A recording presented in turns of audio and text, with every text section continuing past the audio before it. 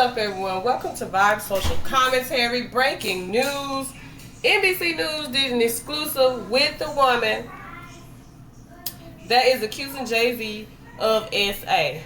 Right? Let's get into this.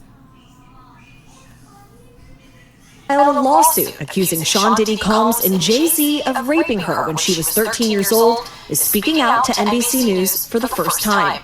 She asked us not to reveal her identity. What made you want to come forward and talk today? Because I think that I've been quiet long enough about what I've been through, and it's been hard enough to be quiet. But it's a chapter of my life that I'd like to close. An NBC News review of her account found inconsistencies with her allegations. She says that she went to the MTV Video Music Awards in 2000 to catch a glimpse of her favorite celebrities.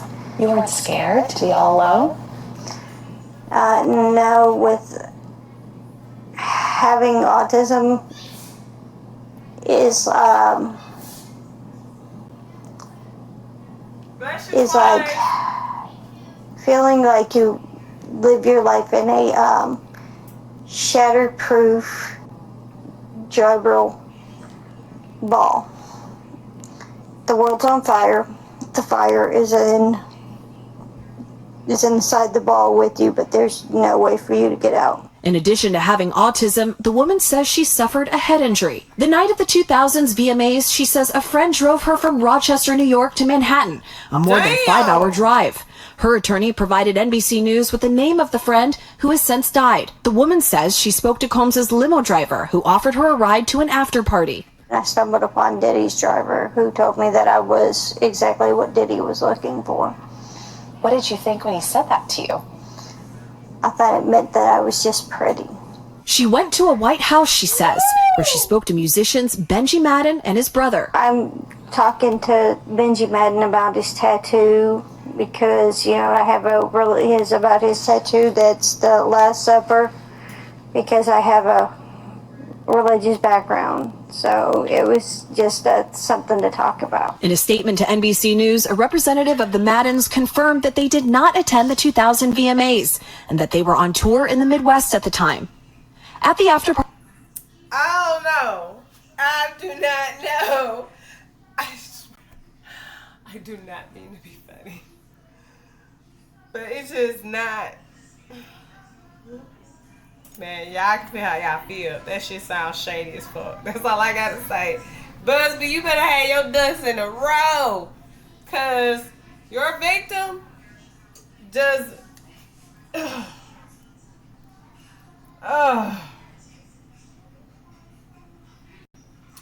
I could be wrong, and these are my thoughts and opinions, but I'm trying to figure out how I'm trying to picture her at 13. You done already hit the cocktail. You done already hit the spiked cocktail. You already starting to feel the effects. These are two grown men. And I'm listening to her. And she's that 13-year-old. Give or take the circumstances. Again, she was younger. She had more energy. Okay. But I'm trying to put to the whole, because my thing is, we just hearing her shit from her words. But shit ain't regulating. The band she claims to have met with literally put out a statement like, hell no, we was on tour at that time. So, somebody lying. And right now, it's looking like her. Like, it's looking like her.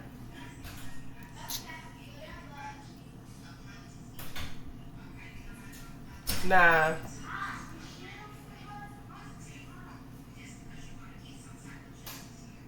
Y'all think she lying? It's just the statement itself in the lawsuit. I was just like 13 years old, two grown ass men. You already feeling the effects of the drink. So, you know, you fought your way out of there. I'm like, eh. But then at the same time, I also, logically, I'm like, ain't no way. So, well, I say that ain't no way, but guess what? Motherfucker, the shouldn't shit surprise nobody these days, right? So, but it's just the fact that I'm like, ain't no logical way Tony BUZBEE, this man would risk his law license, risk his firm's reputation, risk his reputation, risk the fucking public backlash and fallout by coming against Jay-Z and he not have some type of hard proof, right? Because I said in another video, Jay-Z, don't get caught now. Don't get caught slipping. And some hardcore shit hit the web. And it's a video of you in some bullshit. Because then, like Diddy, man, your ass gonna be fucked. Ain't shit you can say. But then I'm hearing this interview and I'm like,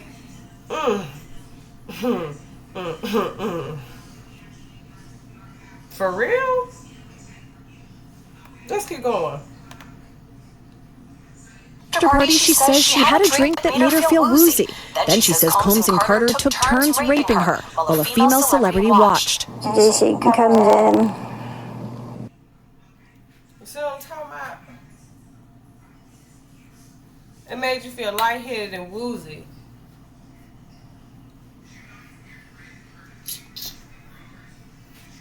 Let's see.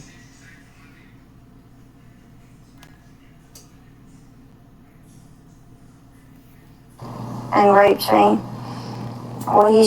He at that point I was fighting, trying to get away from him, and he put his hand over my mouth and told me to stop it, cut the. After the alleged rape, she says she ran to a gas station where she called her father, who picked her up and drove her home. We rode home in silence. He didn't ask me what. Man, you tell me your daddy, your daddy drove 5 hours? Because if it was a 5-hour drive for this friend to take you there, you tell me your dad had no questions for you, driving 5 hours to come get you, and he didn't want to know you okay, what you doing out here, are you all right, what did you do, how did you get out here? Because I like to think that as a parent, if your kid leaves 5 miles from home, and then not only did it take 5 hours for them to leave to get from point A to point B, but then they stayed a considerable amount of time. So essentially, that's what, all day? Where you spent the day getting there, got there that evening, or you left sometime during the day, got there that evening. The MTV Awards, that was at night. So you was there that long, and your folks didn't have no concerns about their autistic child. Is that what I'm hearing? Y'all let me know what y'all heard. But if you have autism, I mean, hey, you know, I applaud the accolades and I applaud, but I'm just like, man, you're a 13-year-old kid with autism and you left and traveled 5 hours from home to go to the VMA Awards. That award show probably started that night, right? Somewhere that evening into the night. And you was gone that whole time with your parents wasn't concerned.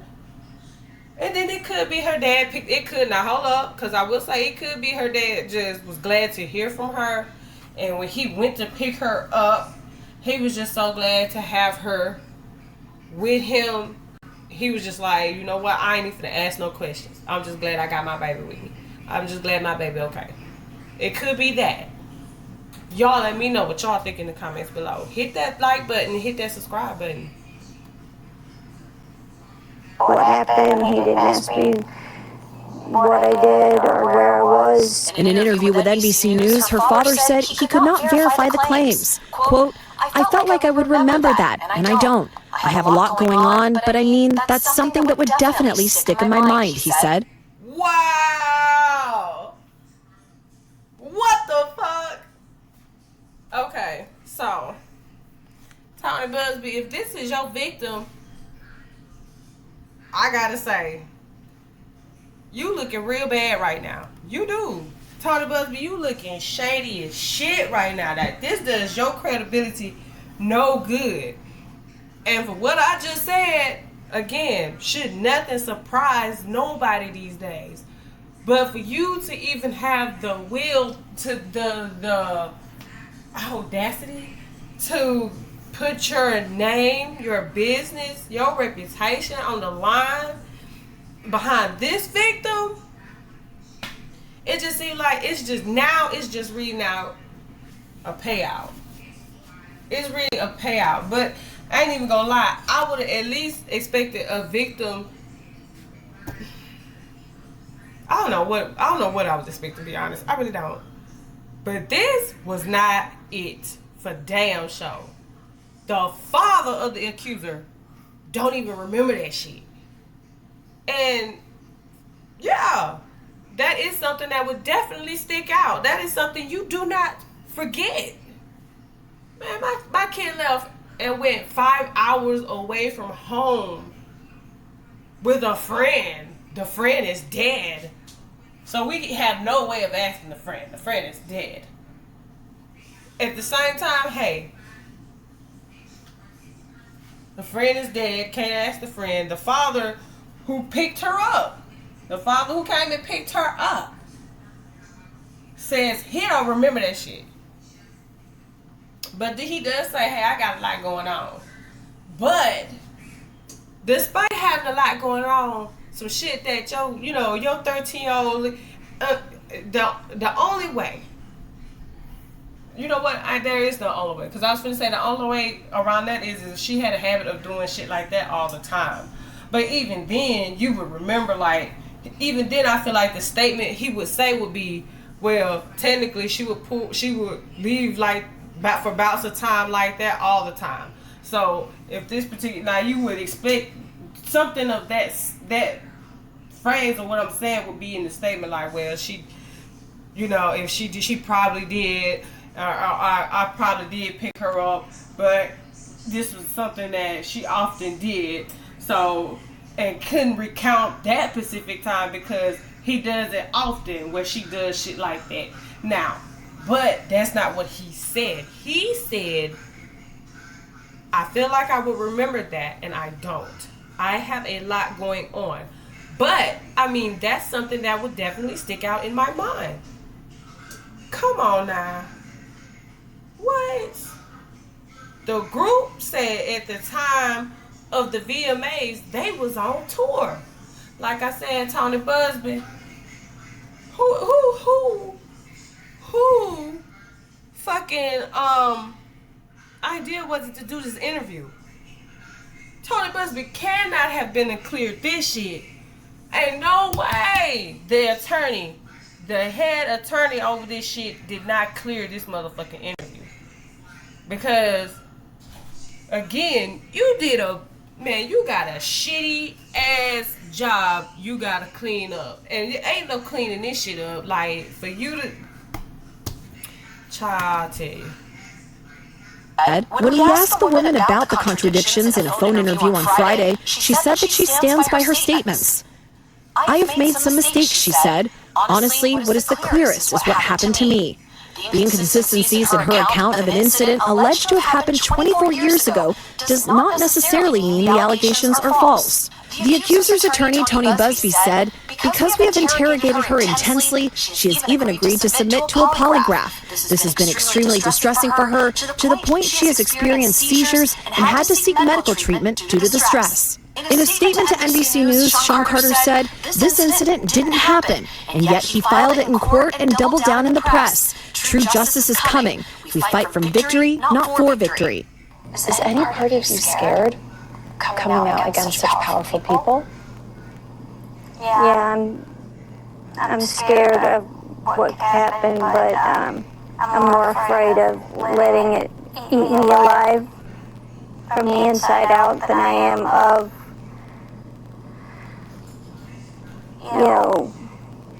being chastised by their fans.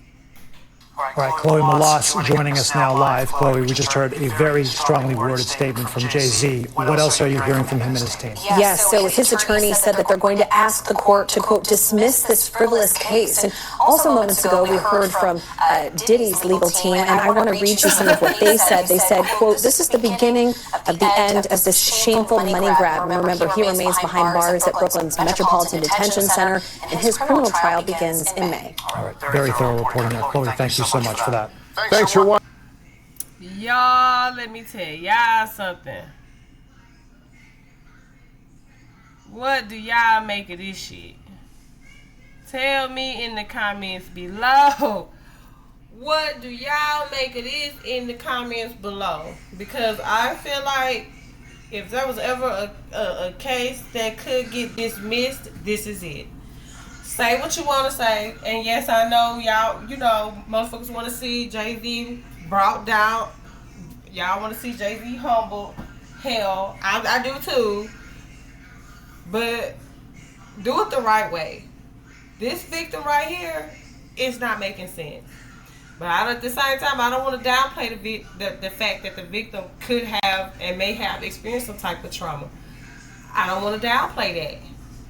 I'm not fixing to downplay the fact that, hey, for all intents and purposes, and we sit here talking like the shit is not logical, it doesn't sound right, and it may come off like shady as fuck. 1 in a million chance that she could be telling the damn truth, and it's like, whoa, for real? So Jay-Z and his team off top like, oh hell no. Based off this shit right here, we finna get this shit dismissed. So again, in order to get this shit dismissed, Tony BUZBEE, he's gonna have to come with some concrete evidence. And she didn't say she had evidence to what happened per se. I didn't hear her say that. But, and if you're going by just what she said in just now through this interview and how they broke it down,